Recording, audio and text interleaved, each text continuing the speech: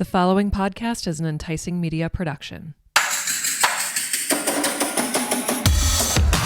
Where the Nell have you been? Join us for conversation about life, business, and everything in between. Welcome to What the Nell, where we've got stories to tell. Here's your host, Nell Tice. Hello, everyone. Welcome back to another brand new episode of the What the Nell podcast with yours truly, Nell Tice. And I'm super excited because I feel like this episode has been a long time coming. We've talked about this for what seems like years now, and for whatever reason, just couldn't get our schedules together. And my guest today is a Mr. Rob Cochran. You may know him from several different things. First, you might know him as the Director of Children and Youth Ministry for St. Andrew's Presbyterian Church here in Lebanon, Pennsylvania. You may also know him as the previous co-host of the 42 podcast and the current co-host of the Drunk Squirrel podcast, which is a enticing medium produced podcast, just like this one is. Shameless plug. So Rob also would like me to mention that he has failed college on 3 different occasions, but somehow has obtained 2 master's degrees. So I think today's topic about education and the value of education is going to be a good one. So Rob, formally welcome to the What the Nell podcast. See, I want to go, what the Nell? Where am I? This isn't the Drunk Squirrel. This isn't the Drunk Squirrel. Kenny is not here to pick up the pieces, although he's usually the one that makes the pieces fall.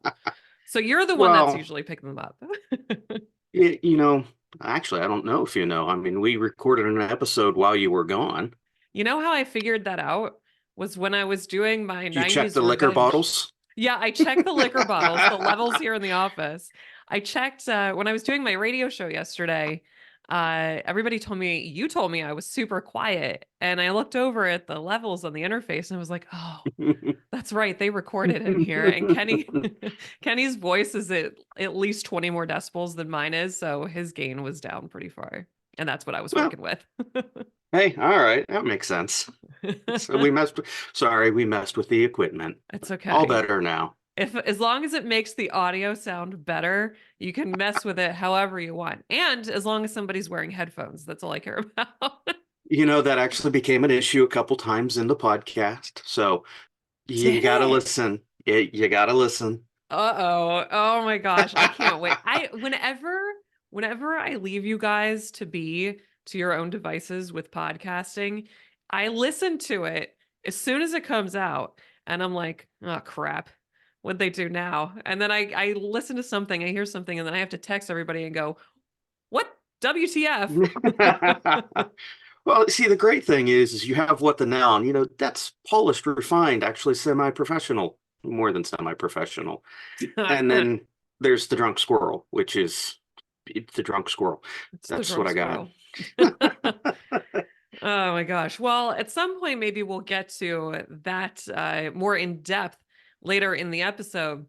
But today's topic, I want to talk about education and its value.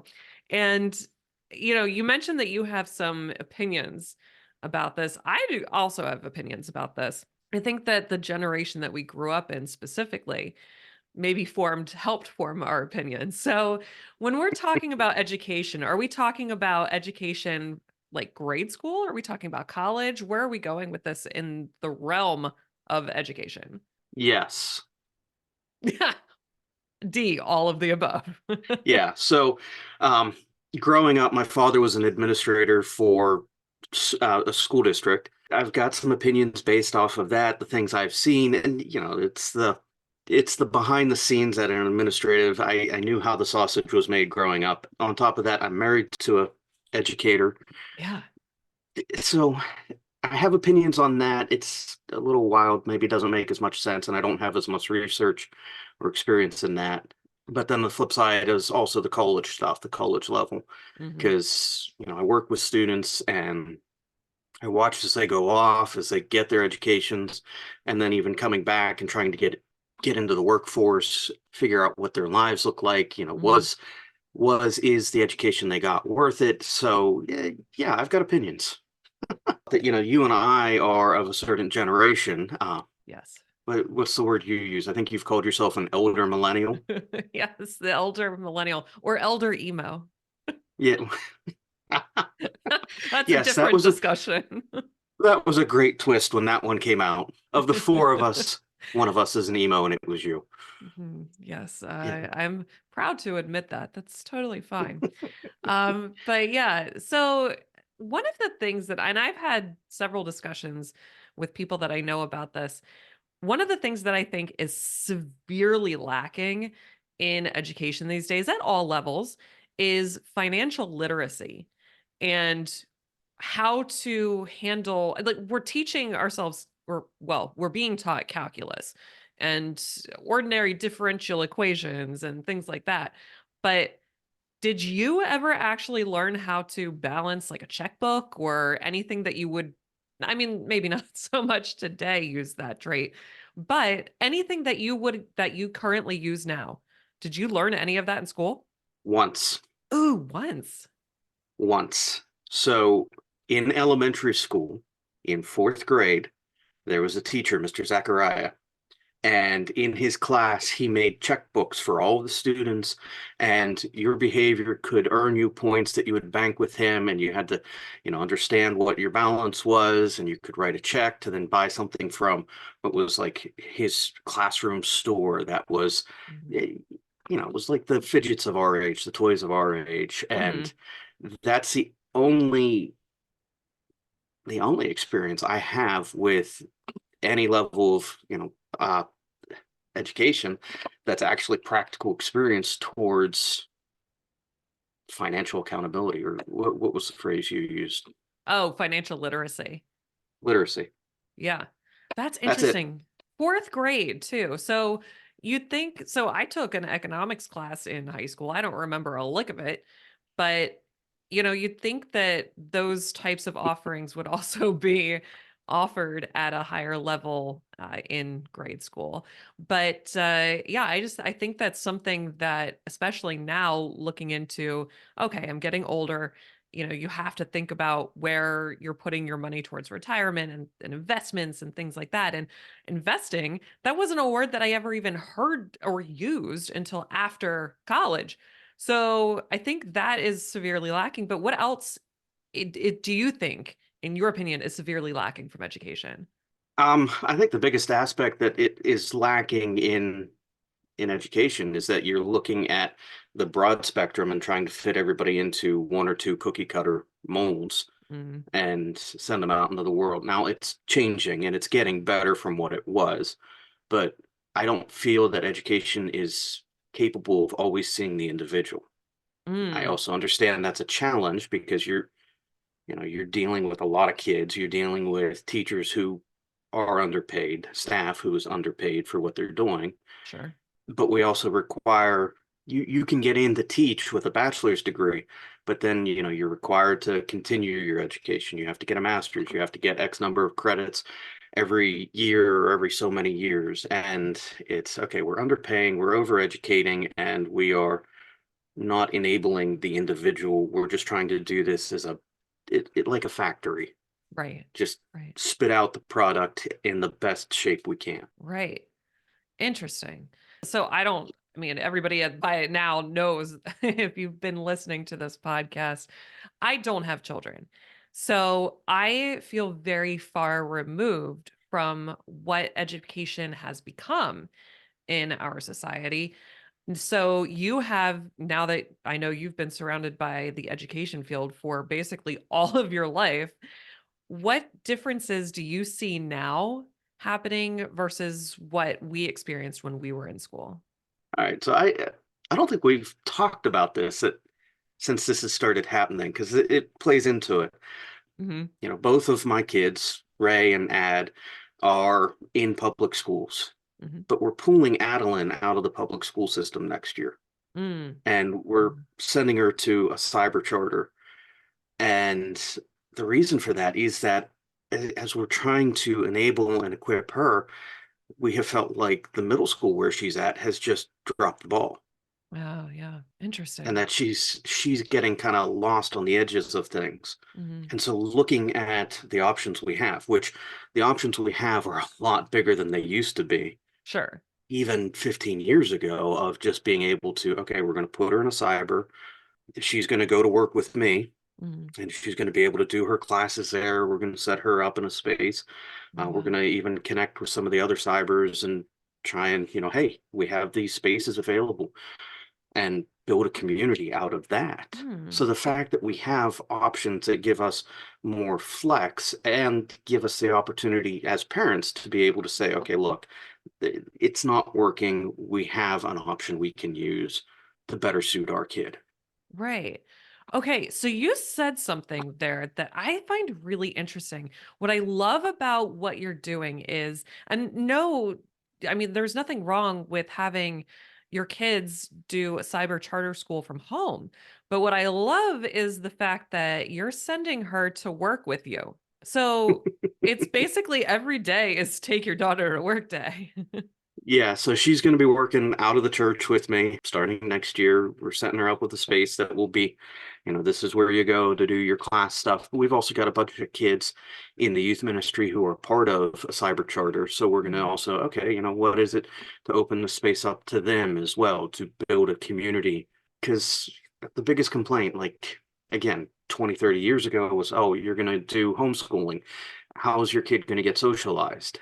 Right. And I've seen homeschooling kids, and I've seen that concern played out, that, a homeschooled kid can be about 10 years behind on social cues. Yeah, I mean, I do think that there are a lot more options these days. It felt like when we were in school, we had the opportunity for obviously public school, but private school, and then what we called a magnet school, which I think were schools like in technically they were in like transition. It was kind of like an up and coming school, I guess you could say. But those were the options that I remember. And now we didn't have the internet. So we didn't have the option to, so easily access communities and groups and things like that. Now, okay. Did you have the Apple IIs in your classrooms with the Oregon Trail? Yes. With the wait, hold on. It was the Apple monitors with like the translucent colored backs to them. Of course. Oh, you're talking even into the late 90s, early 2000s, Yeah. Max. I'm talking the old like box set with the five Oh. and a half inch floppies. Oh Those yeah, no, we did guys. have those. I try to put them out of my mind. Those I remember there being a computer lab because, we didn't just have individual iPads or computers for every kid. We actually had to go to a shared space where you had to sign out your time on a computer. Do you remember that? Yes, I did. The computer lab was in a trailer next to the playground. Oh, okay. All right. Yeah, no, So, I remember the computer lab being this like I almost equate it to what anytime that I did actually go to work with my dad, it was like this giant dirty room with lots of air compressors and storage units. And that's how the computer lab felt. It was very stark and cold and industrial. All these computers, lots of air compressors, and just like, I don't know, it had a cold feeling to it, but I digress. no, I But mean you're not wrong. But yeah. yes. Yeah. No, there's so many. I think with the internet now, this is a curse and a blessing, I understand. But with the internet, there are a lot more options for kids that are homeschooled to be more socialized these days. I'm sure you probably agree. Yeah, I think there are. I think there are a lot more, again, seeing kind of what was a slight exodus, not a big one, but just seeing the students, starting to see students as individuals, starting to try and create systems and patterns that was leaning into the homeschool or the cyber. And a lot of homeschool situations have leaned into the cyber because resources are there. Ah, that makes sense. I do see where a cyber situation, there's the potential to be some more individual level care. I don't know. I don't know if care is the right word. Does It's that make sense? it's appropriate. Yeah, Okay. All it right. fits. So, how do you feel about Ray? How is he doing in this current education system? You know that kid that you had in high school who like never had to crack a book but could always ace his tests? Oh, he's no one. Oh, gosh, he's one of Yeah, he's that those. kid. He is. I would not have liked him. I love my son dearly. He's that kid. Now, this Ah, year's been a little bit different. He's had to sweat some things out a little bit more, but he figured it out and he's back in that spot again. But it- academically, he's doing great with the school system. It's the social stuff that can be tricky for him to navigate. And again, it's, we're parents, we see the kids and who they are as individuals, and we're not looking to the schools to see how they're seeing them as individuals. We're trying to be in that spot, but it can be sure. frustrating, especially. Got to think it was like 3 or 4 weeks ago. I had a meeting with some of the teachers at the school and the counselor, and I mean, I walked out of there just trying to advocate for Adeline, and I Mhm. was just pissed. Mm, And it again, it's that where it's I see my kids. I know 1,000 other parents across the world see their kids, and they're trying to advocate for them and what they need in schools, but sometimes it falls on deaf ears. sure. Thankfully for Ray, I mean, he's generally good. He's academically, he's a good student. The social aspect is part of what we're looking at and wanting him to, well, to lean into and get. Sure. So, Yeah. Do you think that can help be obtained by maybe joining some programs in school, extracurricular activities, things like that? hmm. Or am I like completely naive in all of this and asking the wrong questions because I have no experience? No, you're not naive. It's not a wrong question to ask. It's funny how he joined an extracurricular and it's been a headache. Mm, But it's also really neat because like we're going to be going on a trip across state because this extracurricular put him in a state final and nice. he wants to build and design video games. And that's Mhm. what he's in this final for is a video game that he's built and designed. Oh my So gosh. it's been good again on reinforcing what he wants to do, but it's okay, we missed the social aspect. Oh, And wow. some of that's just him and like we didn't do the okay, we're going shopping, here's a device, sit there quietly and play thing, but he's Mhm. still this generation that, a smartphone. I got my first smartphone a week after he was born. Oh, wow. So smartphones have always been something that is, right there to some degree. Sure. We don't use it as the babysitter as much as we can, but Mhm. this generation has grown up with that. And Yeah. so that informs their social ability in some way. Oh, absolutely. 100%. I could now that you're telling me this and you're giving us this information, it makes so much sense. I mean, I see kids grocery stores or out at dinner, and my sister was always an advocate of, we're not going to give the children any sort of electronic device to occupy their time if we're out in public. Well, what happened then was she would take them out into public and they would create instances or scenes or whatever you want to call them.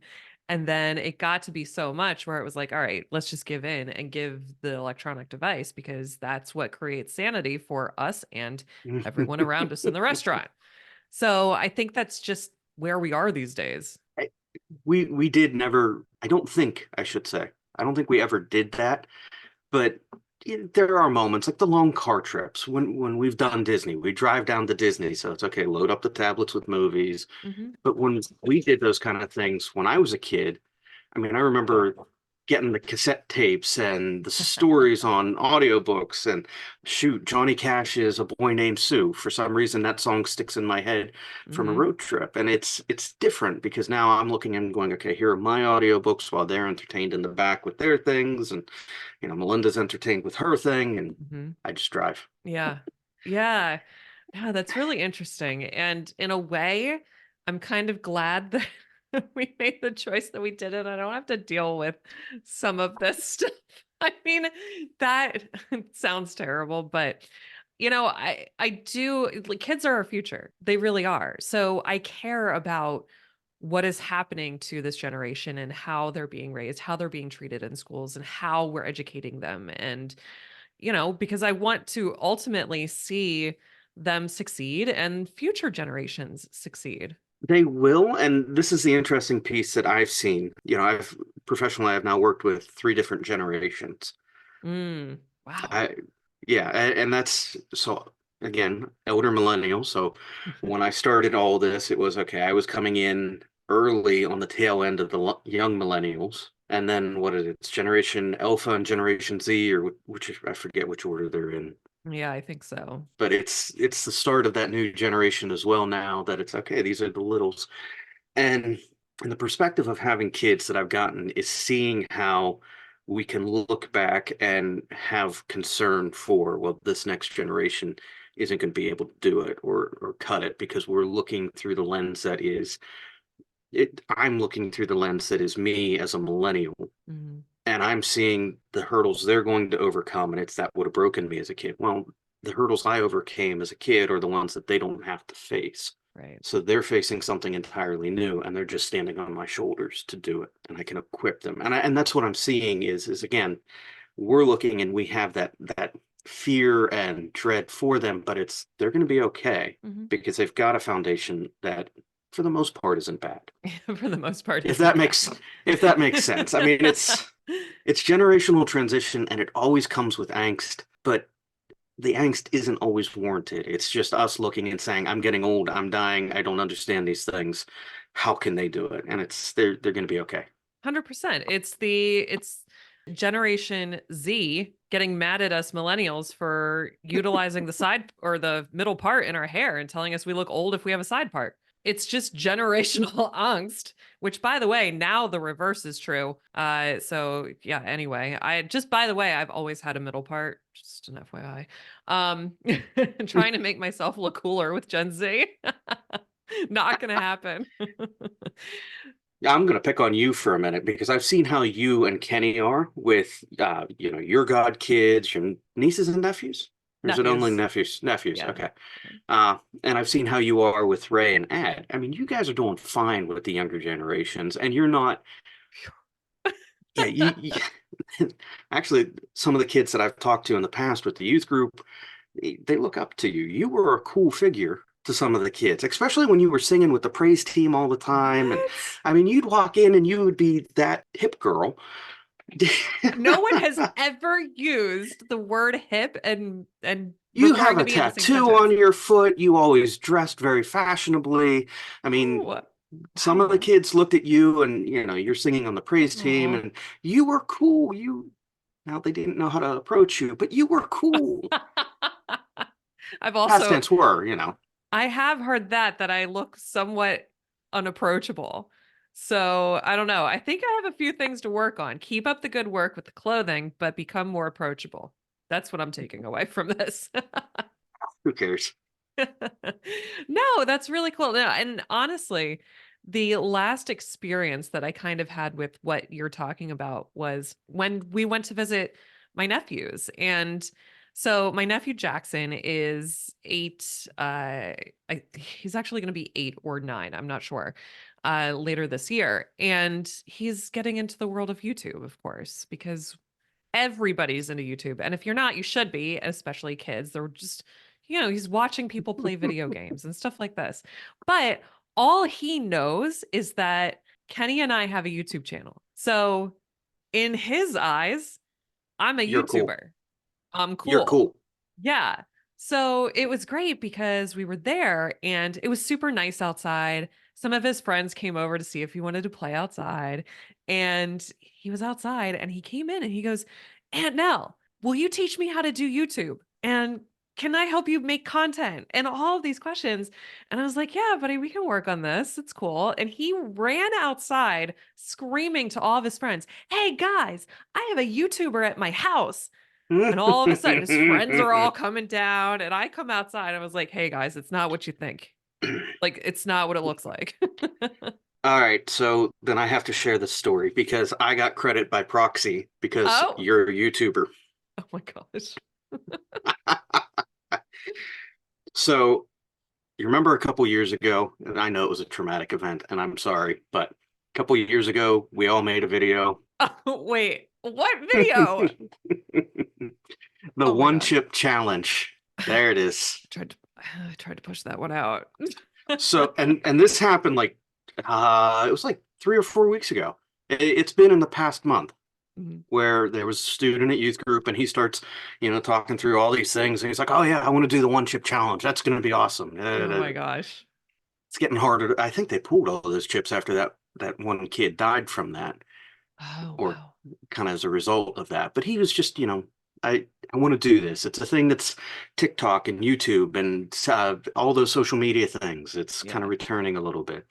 It's like, oh yeah, I did that. No, you didn't. Okay, well, here's the YouTube video. Here are my friends. We did it. You know, YouTubers, you did that. What? Oh And my so I gosh. I pulled the video up and I showed him, and he's watching it and he's like, wait, why aren't you hurting? But they're all hurt. I know him. How cool is that? That's honestly like that's really, really cool. And I'm glad that he then had that experience. You also had that experience so that you could prove, yes, I did do the challenge. Thank you very much. But I think it's the new version of now, okay, so I'm just a weather geek. And when I was in third grade, I decided that I wanted to be on the Weather Channel.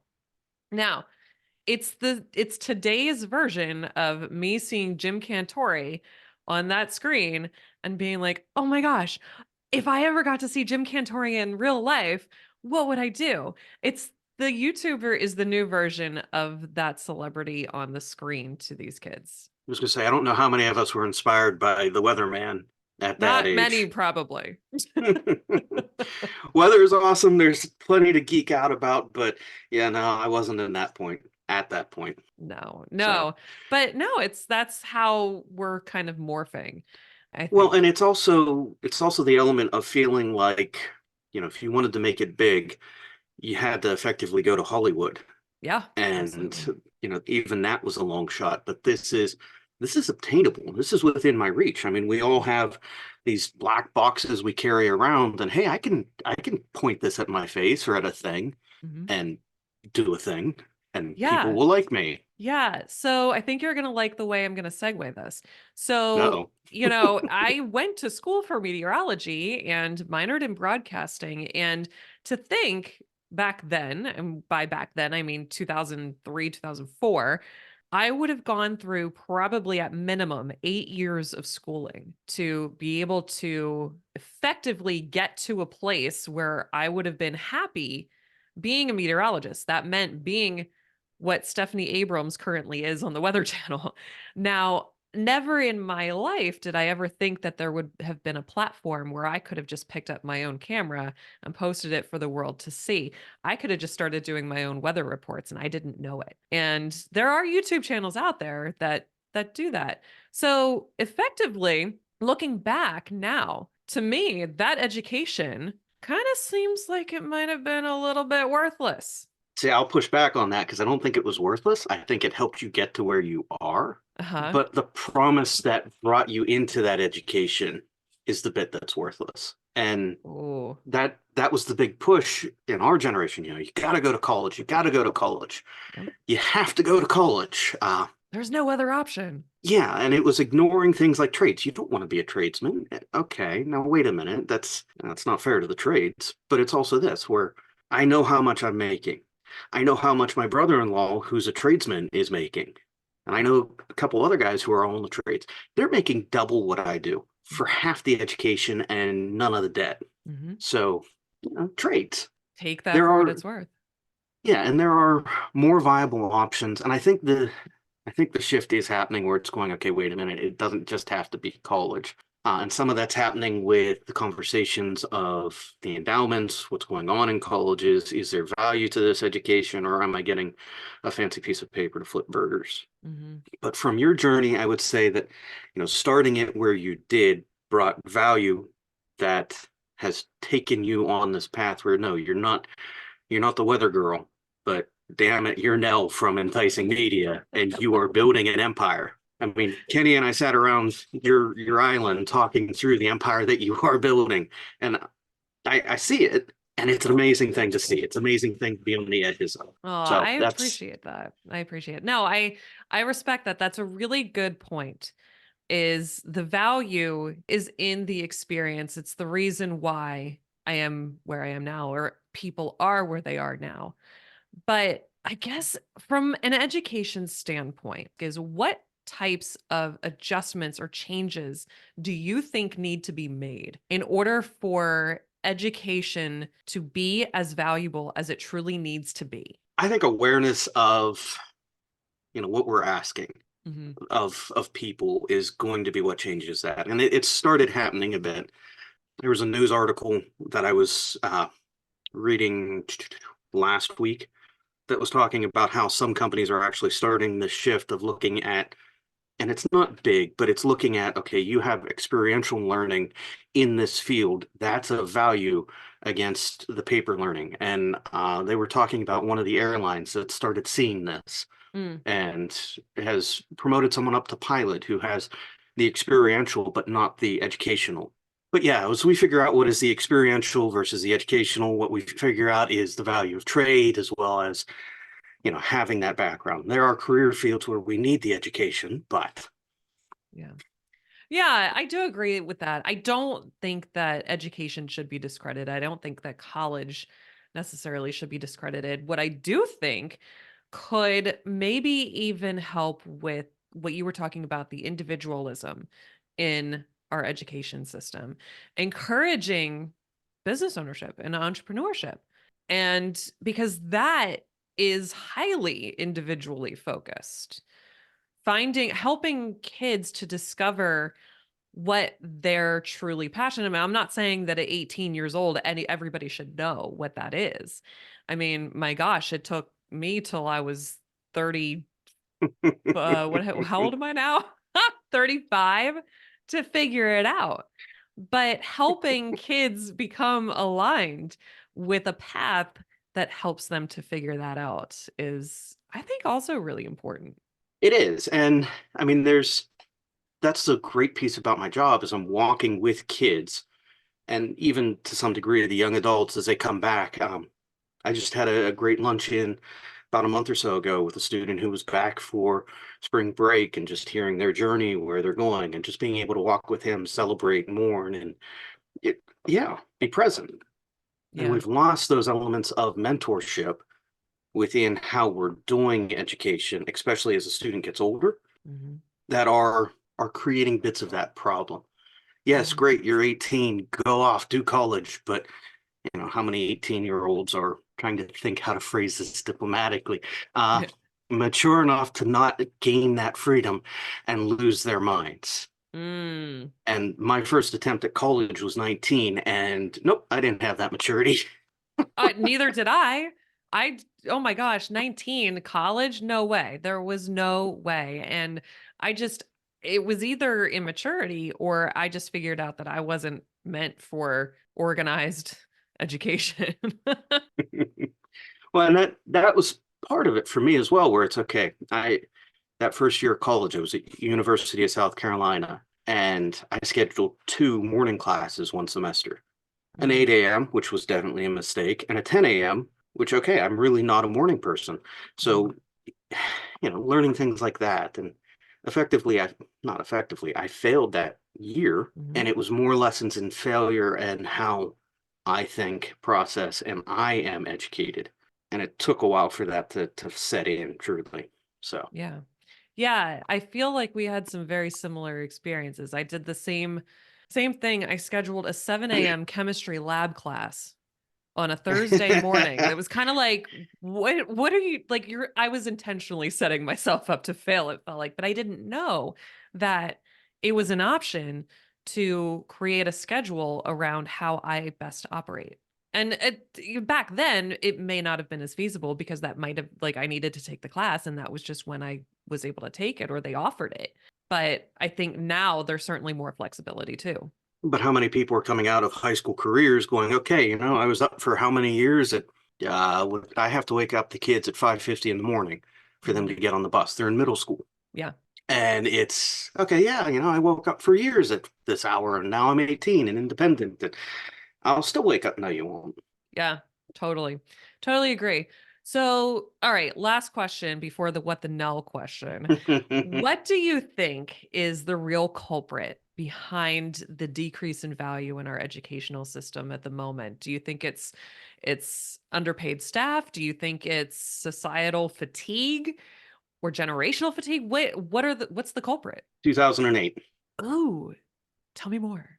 That was the what do they call it? The Great Housing Crash or whatever that was. The mortgage That meltdown, yeah. And that was your first wave of millennials who, college will pay off.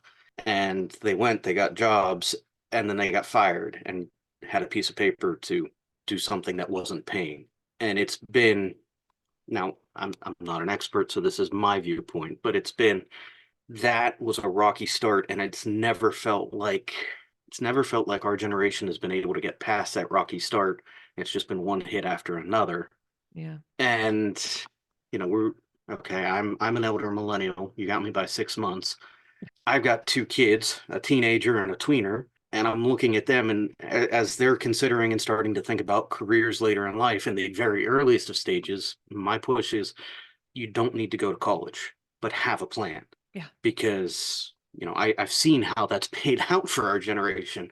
And now what Mhm. I'm telling my kids isn't college, it's have a plan. If that plan is you're taking 1 year off to get your head sorted, great. I'll stand behind that. I'll support you. If Yeah. that plan is, yep, I'm going to Harvard, I'm doing that, great, whatever, I'll support you. If it's a Love trade, that. great, whatever, I'll support you. Yeah. And so I think it's just that where the promise of the 90s, the push of the 90s began for our generation with, okay, yay, I'm out of college. I got this great job, and I got fired 6 months later because the market collapsed and Mhm. the business or whatever couldn't keep me. And I was the lowest rung on the totem. I didn't Yeah. have the chance to climb up. Yeah. Yeah. I mean, we were definitely bred to think that going to college, graduating with the degree was ultimately job security. And I think you're right. I think that 2008 taught us that that wasn't the case. And if anything, I think, I don't want to say it played a part in what my personal decision was, but I think it makes it easier for our generation to, during the pandemic, say, okay, I'm going to go leave my job and start this business because it's a risk that's worth taking, because going to college and not and getting the degree and not being able to stay at a job is also a risk. I mean, there is no such thing as pure, whole, unadulterated job security. Well, and let's be a little honest. And well, you and I have both been in situations like this.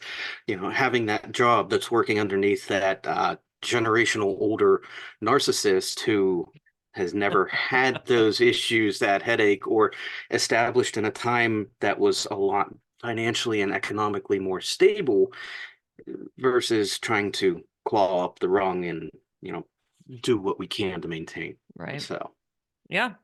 Absolutely. What an experience. Man, millennials have really had it. They've really gotten it over the years, haven't we? I don't want to be one of those, hear me millennial crybaby No. guys, but there's some stuff that we've faced as a Yeah. generation. I think we're okay as a generation, but holy smokes, do we get screwed on some things? I think that's true. And I'm also not one of those people that is, okay, here are the cards that I've been dealt. Woe is me.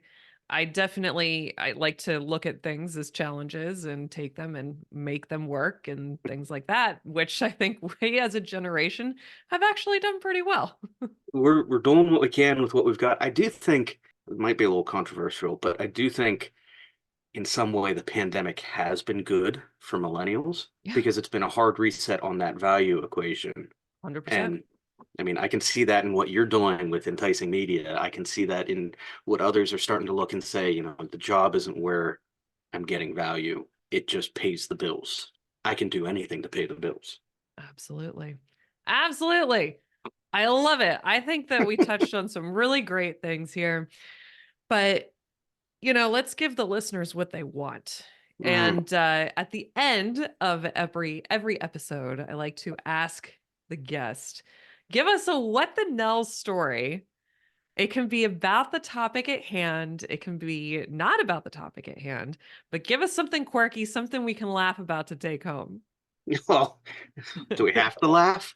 I mean, no, we could cry.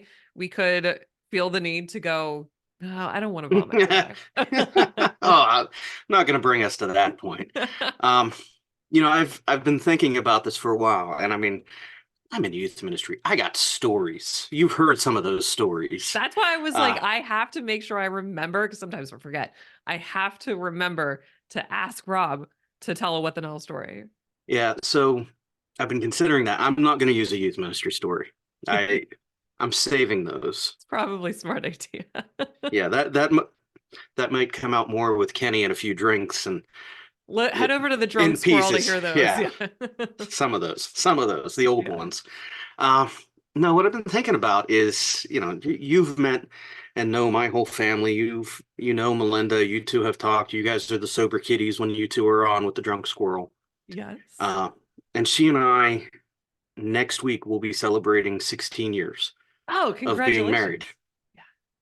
Yeah, and I just that's where I'm going with the Nell, because it's years ago. It was the second attempt with college.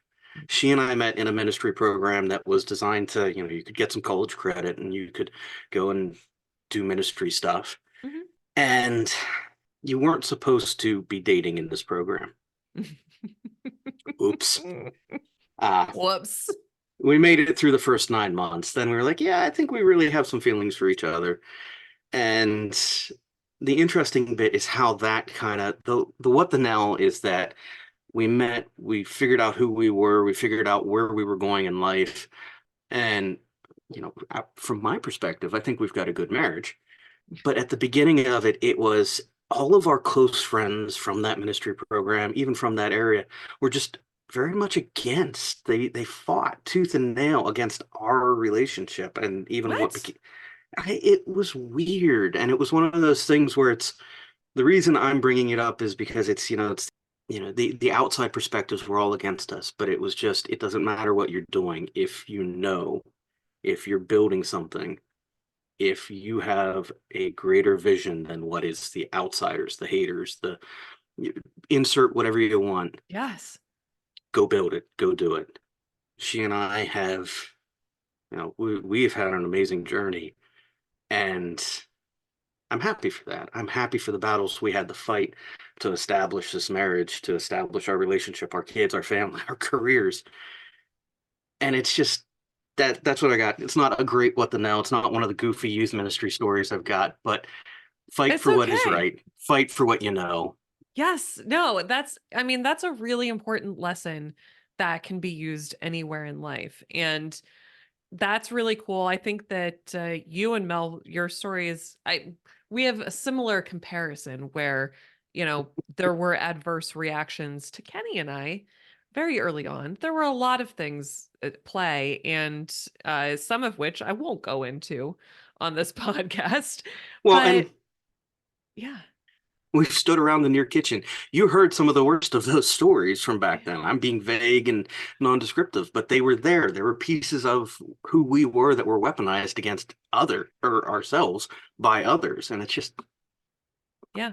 Yeah, no, it's a really, really important lesson. And I think, yeah, when anytime that you can take something that you believe in and you believe will work and that is growing and you see it happening and you can continue the path forward with it and just put all of the other outside noise to off to the side and plow through that and keep going, there is no way that you will not be successful. that's it. That's it. That's it. That's the episode. Well, Rob, tell I'm everybody. Wait, I'm what? happy that I'm happy I was your video debut. Did you get my good side? Uh, there's only if we were actually a professional operation here, we would have 3 cameras in a studio with Shure mics, and yeah, it would be a different operation. But no, this was a great, great episode. So tell everybody where they can connect with you, where they can find you, things like that. Ooh. Yeah, in case you do want to find me, a enticing media produced podcast. You can find me there with the Drunk Squirrel. Listen in. Kenny and I are off the rails. Yeah, off the rails. Yeah, we'll call it that. But the premise is that, you know what, we want to be able to sit down, have a drink with anyone, and have a conversation. And that's what we do. We sit down, we have a drink with anyone, we have a conversation. Sometimes it's he and I just shoot in the wind and sports or whatever, but there's that. So come check us out. We have a lot of fun. Come have a drink with us. If you're local in Lebanon and you need a good church, or youth ministry stuff at St. Andrews. Check us out there.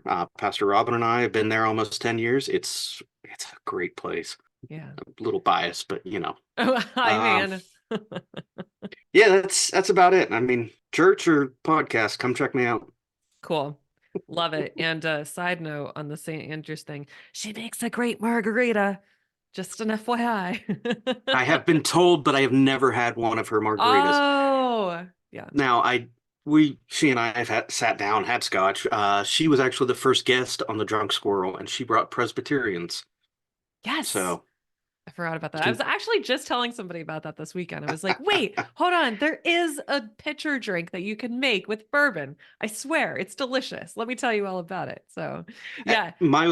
My wife, who does not like anything with any form of alcohol taste in it, yet she liked the Presbyterian. Yeah, that's true. Yeah. That might have also played a part in some of Kenny's evolution with bourbon, which in itself still shocks me.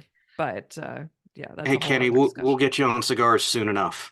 Yes, we will. That's the next goal. Everybody's got to have goals, right? Exactly. And yeah, you and I need to sit down and have a cigar sometime. Absolutely. We will do that. All right. Well, thank you so much, Rob, for joining me as today's guest on What the Nell. And thank you guys for tuning in. If you are unaware and you are listening to this on an audio platform, first of all, thank you. Second of all, you can now check out the full videos on YouTube. That's right. We are in season 3. We are doing full video, and you can watch this mug and my guest mugs all over the place every week. You know what? That's why you chose me. Same reason Melinda's with me. I make her look good. Nobody looks at her and goes, wow, she's married. Oh, God, she is married to that. Oh, my gosh. I don't even know how to respond to that. Kenny and I know why we're there. We make you look good. Oh, my gosh. I have a friend that once was told that he was hot from the neck up. I was like, wow. Oh, that hurts. That is so mean. But I was like, that is like the most genius saying. So we've never forgotten it. We always just make fun of him and be like, yeah, well, you're hot from the neck up. So you have a face for Zoom. You have or a face for radio. Yeah, there you go. All right. So thank you everybody for listening. Don't forget to subscribe wherever you are. Leave a review for the podcast. That's how we grow. And thanks again for listening. And as always, I will catch you on the next one.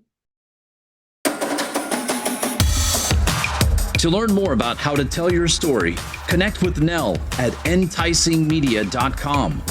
That's ENTICEING media.com. Thanks for listening to the What the Nell podcast.